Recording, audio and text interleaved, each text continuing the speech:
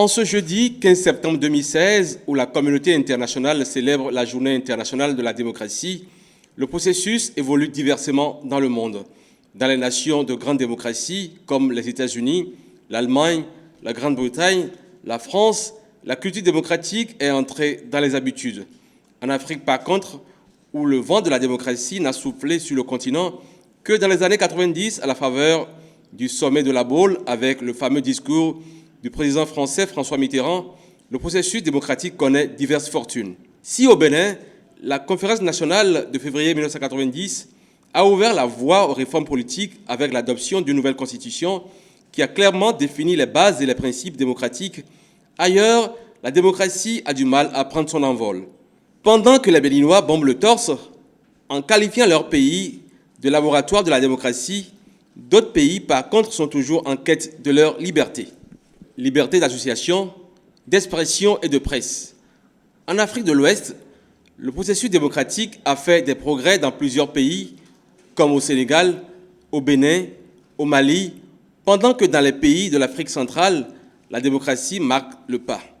Si dans certains pays d'Afrique, l'alternance au sommet de l'État s'opère à travers les urnes et de façon régulière, dans d'autres pays, par contre, la pilule est difficile à avaler. Le pouvoir est confisqué par quelques privilégiés qui jouissent au détriment de la majorité des ressources du pays. Certains régimes sont aux commandes depuis plusieurs décennies sans jamais chercher à passer le témoin. Résultat, des coups d'État sont fomentés par les mécontents, par des militaires qui décident de siffler la fin de la dictature. Le cas récent du Burkina Faso, avec la chute de Blaise Compaoré, est encore frais dans les esprits.